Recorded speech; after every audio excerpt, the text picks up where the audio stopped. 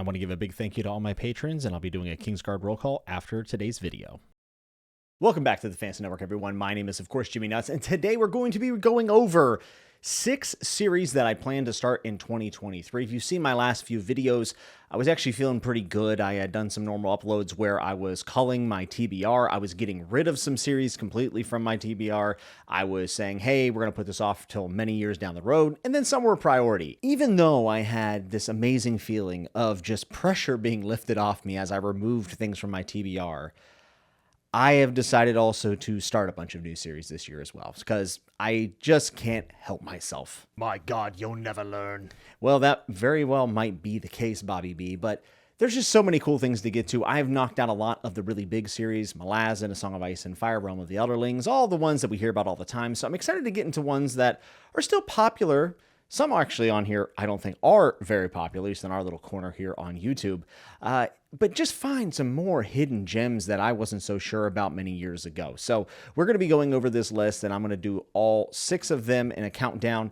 I will not be including any of the series that will be started from my top new authors video, which I did 5 authors I'll be reading for the first time in 2023 if you want to go check that out. So Book of the New Sun, Elric, all that stuff that's mentioned in that video will not be mentioned in here. These are ones that as far as I know, I've never pledged an official video to read, but I will be starting these series. Doesn't mean I'm going to finish them in 2023. Doesn't mean I won't DNF them, but I am absolutely going to give them the old college try because I can't help but put myself in a bind. Sliding in here at number 6 is the Donovan Series by W. Michael Gear. This is an author that I think wrote a series called The People's something with his wife. I don't know much about that other one, but this Donovan series caught my eye because I actually had a commenter leave a little note for me and say, you should check this out. Started reading about the premise. I said, this sounds like really interesting sci-fi. The Donovan series essentially starts out with this kind of almost ideal planet and society that is like 20 light years away, if I'm correct in the measurements, and it takes forever to get there. It takes 2 years to get to wherever these people are to get to this planet, but once you're there, it's supposed to be paradise. Well, turns out whenever someone finally gets there and checks it out, everything has went to hell. There is a government overthrow, there's people vying for power, there's a lot of corruption happening on the planet, and that is, from what I understand, the gist of the first book. And there's multiple POVs here, all within different circumstances, whether they've been on world or joining the world, different levels of power, class, yada, yada, yada. It didn't seem like it was that long. It said it was a trilogy, but it turns out I think there's 5 or 6 of these books already out. So, Gear has been busy churning out these pages. And this is probably the one I know least about when it comes to this list, and the one that I'm most unsure of as far as what the quality will be, because I've never read anything from this author. And I honestly have only heard about 1 or 2 people ever talk about this, but those 2 people were extremely influential. So remember, when you drop a comment down below, it can influence me to pick up something sooner, as long as you give some really good justification. And whoever left that comment did do a wonderful job of selling the series and made me go research it. So the Donovan series is on the slate for 2023, at least starting it out. And that will be something that I will put into the sci-fi bucket, which I hope to read a lot more of this year. Now, number 5, we're getting back into good old-fashioned fantasy, good old classic fantasy, your grandfather's fantasy. This is a collection of stories that I have wanted to read for quite some time because everyone talks about it in just this hollowing way, where it is either a transformative experience, a confusing experience, or almost an out-of-body experience for some people, and that is Gorman Gas Trilogy by Mervyn Peake, Titus Grohm being book number 1. Iskar came on the channel, which is another YouTuber who has done just a phenomenal job in the Malazan community. And whenever I brought him on Chatting with Nuts on the podcast, he talked about Titus Grohm quite a bit and said that it was something that he really recommended that I should try because I was so interested in the lineage of fantasy and also things that may have went under the radar. Now, Peake is clearly revered by other authors, many, many readers. So this is not one of these things where like no one's ever heard of Gorman Gas. But it is not mentioned all the time, at least by general audiences, in the same breath as something like Lord of the Rings, where some people will point and say that should have been just as influential, if not more. I don't know about any of that until I read it, but what I am expecting to get out of this is some weirdness and some beautiful, elegant writing that will leave me very confused. My friend Amanda is a really big fan of this series, and I asked her, what kind of mood should I be in when I start Gorman Gas? Because I want it to be an excellent experience. I want it to be something that like propels me forward to find more works inspired like that. And she said there is no mood for Gorman Gas. There is only confusion and there's only weirdness. So just be prepared for anything, and that is what I'm going to do whenever I get into the Gorman Gas Trilogy. If you've read this, let me know down below maybe what my expectation should be outside of that. I am just really excited to dive into this work, and I've always heard like the prose is revered and held in such high regard. I gotta find out what this is all about. Hold the door. I hate you. It's number 4. Number 4 is going to go into more of like the horror genre, which this was written in the 80s, and this is Black Water by Michael McDowell. This is a series that I have heard about on and off, but I had a couple close friends read it and say, I really think that you should check this out. I saw some glowing reviews from other, readers that share some of the same taste as me. And my friend Baron actually has already dove into it, and it seems like he's having a good time. This is very much Southern Gothic, to a T.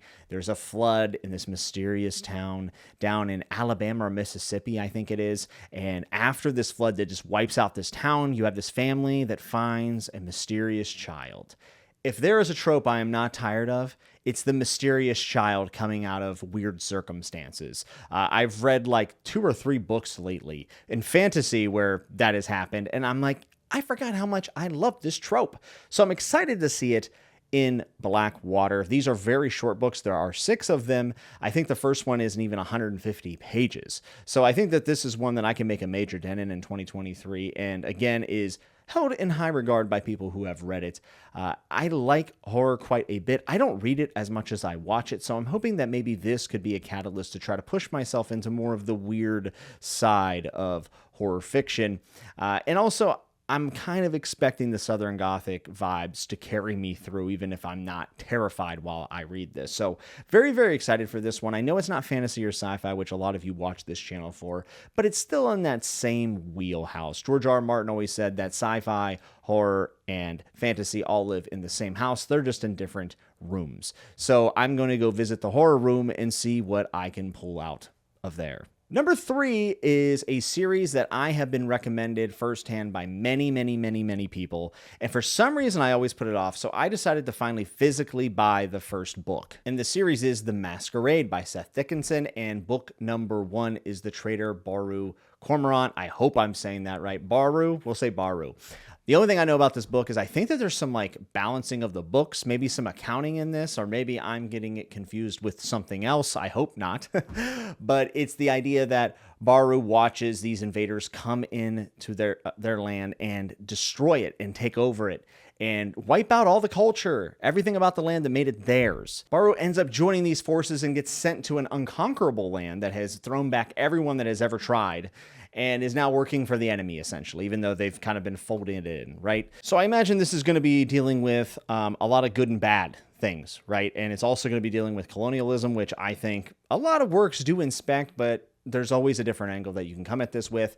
I am hoping for some beautiful writing here, is what I have been told. And Seth Dickinson has also written other books in this series, but I do believe Seth Dickinson's also releasing a new sci-fi book, which kind of piqued my interest a little bit, but I want to get to The Traitor Baru Cormorant and The Masquerade before I do that. So I just expect this book to be pretty brutal and make a big impact. This is one that I've seen 1-star reviews for and also 5-star reviews for. It seems very either or. I know Petrick, who's a good friend of mine, gave this 1 star and said it was a massive disappointment.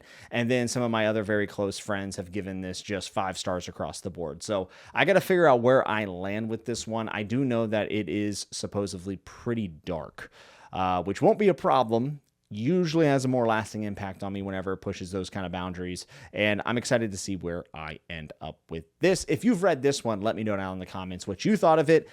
Is it going to fit my taste? If you've been around here a while, I think you can probably gather the things that I enjoy out of books. And I would love to know, is this like a prediction for a 5-star or is it not? Number 2 is going to make my good friend from the Library of Alexandria very happy. And that is, of course, The Long Price Quartet by Daniel Abraham.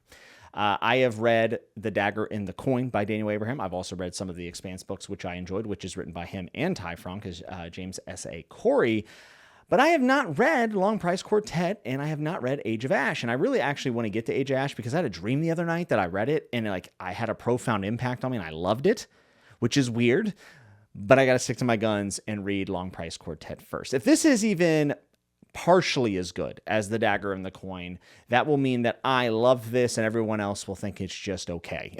And that just seems to be a Daniel Abraham thing. As someone who likes his work, I am expecting a slow burn, as always seems to be the case with Daniel Abraham. I am expecting by the back half of the series to be completely mind blown of where it's gone and how these characters have grown and morphed and probably turned into despicable people. And I'm excited about this world. I know that there's apparently a lot of posing in this world. Like, instead of just saying I'm upset, there's a pose that expresses this. I've heard that this is very Asian inspired. There's a ton of tea houses, and that the city that it is in is supposed to be like this paragon, kind of like what I was talking about with the Donovan series earlier. It's supposed to be like this immaculate city. However, it is not all that it appears to be, or that it's going to be turned up on its head and it is going to fall. Hopefully I'm getting some of that right. I have really avoided a lot about this. Kind of the same thing with The Masquerade by Seth Dickinson, is that I don't want to know too many details because I want to go into it as blind as possible, especially if it's a slower series like Long Price Quartet. If someone ends up telling you all of the premise, sometimes that could be up to 75% of the first book if it's slow burn, which we know that Long Price Quartet is going to be. So I've kind of kept my ears closed and my eyes covered, but I am very, very excited for this. At the very least, if I hate it, I can get it out of the way and read Age of Ash. But yeah, this is probably going to be one of those ones that I read, I'll end up loving it, and everyone else is going to be like, why do you like these boring books? And I don't know. So I put myself in quite the predicament starting all these series, and I still have plenty other ones that I have a priority, but I am wrapping some up, and this one has slid in here at number 1, and it has been the last consideration because there are things that are not on this top 6 list that I hope to get to, but it's not like for sure going to happen, right? So I don't want to pledge to those, but when I say these series, I mean that I will read book 1. And this is the last one that slid in. And it's probably the most popular series on this list. And I'm giving in, and I'm going to be trying the Greenbone Saga by Fonda Lee. Will I be raised up on the hands of the Fonda fanatics, passed around and praised and revered I've said revered like 4 times in this video, praised as a godly booktuber that's doing the right thing and championing this series as life-changing? Or will I be tossed to the cobblestone by the fanatics and have my head stomped in until I bleed everywhere? I don't know. I'm not sure. I have no idea how to feel about this series. The only thing I know is that every time someone says, do you like mafia movies? And the answer is yes, they say, well, you're going to love Greenbone Saga. And then when someone says no, someone immediately chimes in and says, well, just because you don't like mafia movies doesn't mean that you won't like Greenbone Saga. It's just a piece of it. So I'm going to throw that out the window and just say, hey, I like family dramas. Fonda Lee seems to have a lot of buzz, and she wrote a family drama. I heard there's some martial arts, which is a hit or miss, by the way. There's only certain martial arts I'm really interested in, the ones that actually work. So we'll see where that goes. Hoping for some jiu-jitsu, because I believe Fonda Lee actually practices Brazilian jiu-jitsu, which is really cool. But yeah, family drama, big stakes. I've heard that there's a bunch of time jumps in here, which I used to be extremely opposed to, but not so much anymore. I have seen it done in a way recently in multiple books that I really liked. And guess what? It's actually kind of a change of pace from your typical every single scene with every single character. So time jumps are welcome here. I'm not really worried about that. It'll probably come down to the writing and how much that grabs me, also compared to what the plot is doing for me as well. I know that there are some despicable characters in this series, and I look forward to yelling at them through the page, and I have no idea where I'm going to end up on this. I'm really 50-50. Like, it could end up being my favorite series of the year based on what other people have said, or it could end up being, that I'm just another lowly hipster hater. But those are the 6 series that I pledge I will begin here in 2023. And who knows, maybe I'll wrap them all up. Not a chance, but maybe. Who knows? Probably not. Let me know what you're reading in 2023 for the first time. What series are you beginning? What journeys are you setting yourself out on? And let me know down in the comments if there's any that I should add to this must-read list. But you got to come with a good explanation, because the schedule is getting very tight. It's very, very tight. But if you like this video, hit like. If you dislike it, feel free to hit dislike. If you love to think about subscribing, I would love to have you here on the channel. There's a Patreon in the description. It's optional, but always appreciated. And until I see you next time, be good, be safe, and remember to always keep turning the page. Big shout out to all my patrons, especially my Kingsguard, which include Lauren Henrik Kai, Eric B., Oscar Stewart, Stephen R., Ikaika, Amanda, RJ Shaw, Nicoletta Tanner, Jennifer Garrick, Frank C., Evie Fever, Jay, Sarah, Pat, Prithvi, Kevin, Ryan, Michael, Terrence, Wade, Darren, Taylor D., Derry, John C., Bass, Mitch, Sebastian, Benjamin, Jobot, Noel, Amanda L., Kyle C. Scott, Steve Talks Books, Caitlin S., Dylan M., Yolanda, Carlos, and Nicholas. Thank you all so much. You're the best.